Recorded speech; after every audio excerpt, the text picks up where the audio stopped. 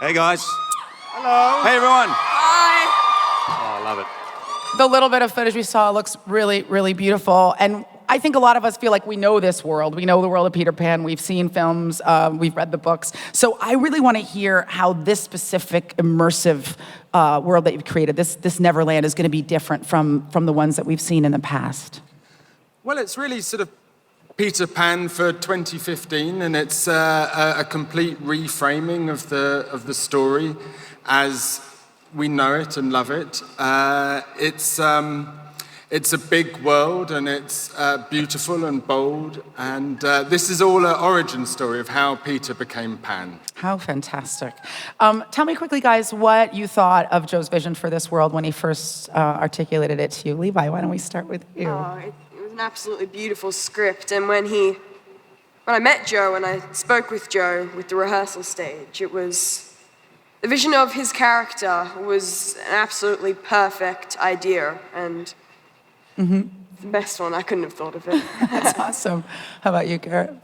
When I first met Joe, he'd said, you know, I have a young son that's been having nightmares, and he said, I want to make this film as dark as I possibly can to show every kid out there that no matter how dark the fear, they can overcome, you know, the nightmare and what they're afraid of. And I thought it was one of the most, you know, beautiful things I'd ever heard. Yeah, that's exquisite. I can guarantee you're going to see Neverland like you have never seen it before through Joe Wright's eyes. The guy, as you all know, is a visionary. And one thing you may not know by seeing it, you probably presume it's all green screen. It was not. Joe likes to build a set. So Neverland was a set. It was in a hall. I'm looking here. This famous hall is probably 3 times the size of this space. Wow. Right? Was a studio we shot in up in Cardington, where Nolan did all the Batman movies and Inception, and it was incredible. The first day I got on set, I was all dressed up, and I went out to go and find Joe. They said, Joe wants to have a look. So we went out with the AD, or the second AD. He couldn't find Joe on the set. It took about 15 minutes. He was lost under some mushroom somewhere. Not that kind of mushroom, although... Or maybe it was. I don't know, Joe. There's a lot of music playing, but anyway. It was 4 a.m. I don't know why. But anyway, yeah, this guy's a visionary, and it was all our joy and pleasure. I don't know if we'll ever get to make movies like that again, so... Do we want to take a look at a little bit of the footage? Yeah, we have a new trailer to show you guys. So you're the first people to see this, I think. So let's have a look at this trailer. So we talked a little bit before this about this is such a different vision for this world, a different vision for how all the factors in Neverland come together and break apart, and it looks incredible. I guess also Hugh mentioned that you built huge practical sets, and I wonder if that was something that you decided to do early on in the creative process, or if once you started to figure out how you were going to shoot the film, it made more sense to go with practical sets versus green screen and CGI, which most people would do for economy. No, I'm not sure that it would have been less expensive doing it in CGI.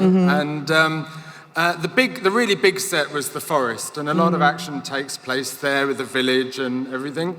And I just felt that it would give us more of an immersive experience making the movie. It would help Levi, whose first movie this is, to understand where he is and the world he's in. And also help me, to be honest, to understand where I was. I love building physical things, I love building playgrounds for us all to play in. And and so that was the idea of the set, yeah. Did it feel like a playground to you, Levi? It did. Yeah? The first time I went there, it was like you've walked into another theme park. It was full of all these different and cool things. It was mind-blowing. Hugh and Garrett, you guys have both worked extensively with green screen. I mean, Tron, I think you were just in a room, probably just a green room for 3 months. Got some sets. So how did this feel as actors to be able to work in this practical world? It was great. It was, like Hugh was even saying, every day was pretty magical.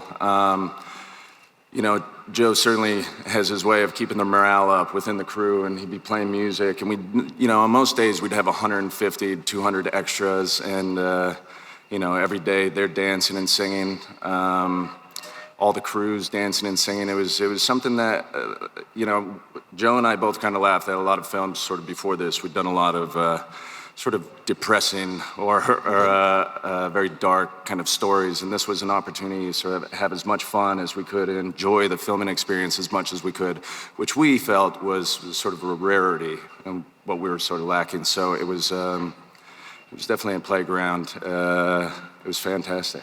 Awesome. This is one of the most fun movies I've ever made. Joe set the tone. There's music playing all the time.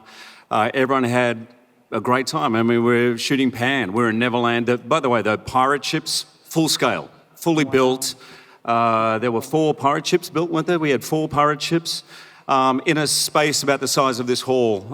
It was incredible, the costumes, and even down to rehearsals. I mean, a lot of directors don't rehearse. Joe had 3 weeks of rehearsals. He had all the pirates in a room. There was a box with clothes, and he said, "Okay, guys, go and dress up, make up your costumes." So for the next 3 hours, that's what we did. We did improvs. The whole thing was a complete joy. The thing was, though, what was in those boxes were only dresses. Yeah. There were no pants. Yeah. Yeah. We used it again at the rap party. It was fantastic. Well, I think we have some additional footage to take a look at. Yeah, we have some exclusive new footage for you to look at. No one's seen this before. I believe it is the introduction of Blackbeard to the film. So it's Hugh's introduction. And let's take a look. Let's do it. There are clearly no dentists in Neverland. Yes, but there is hand disinfectant. There's hand disinfecting, exactly. So yeah, he's pretty crazy. When I first met Joe, he said, here's an image I have in mind for Blackbeard. And he showed me a picture, which was my face superimposed with the wig of Marie Antoinette and the costume of Louis XIV. And I was like, I'm in. It's as crazy as Neverland should be, and every part of it. I remember Joe explaining to me that if you assume that Neverland is a child's imagination, that adults should always be somehow frightening and ridiculous at the same time, which is generally how kids see us. So, which is right, Levi. We are frightening and ridiculous, right? Yes. Yes. You meant to say no to that. Anyway. But it was all Joe's sort of world and his vision from beginning to end. It's exciting also to see the fearsome pirate being someone other than Hook. I mean, Hook is really sympathetic. You can see, at least in this beginning part of it, that he's a different guy. So it'll be interesting to fall in love with someone who we've spent all this time hating in this context. He seems pretty sweet, your Hook. Give it time. Let's get an audience question in here. Come on over. Poison Ivy. Yeah. Hi, I'm Cheryl from New York. Obviously, when there's a lot of sources of Peter Pan. I realize that you all wanted to create your own identity, but was there anything that, any of these sources that you went to for inspiration in creating your roles? Thanks. Thanks, Poison. The main source material for the movie was Barrie's book, Peter Pan, and for me, the main inspiration from that book was a sense of its strangeness. It's a very odd book. It doesn't underestimate the children's intelligence and is quite dark. But also the characters, there are no real goodies or baddies. Even Peter is quite flawed.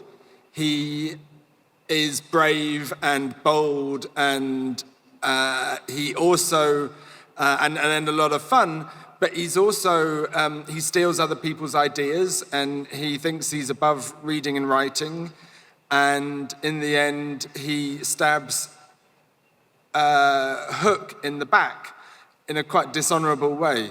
So I really loved the kind of duplicity of all the characters, especially Peter, but also Hook and Tiger Lily and so on. Guys, this is awesome. We have to move on. And so I want you to give a huge round of applause to the team from Pan, Joe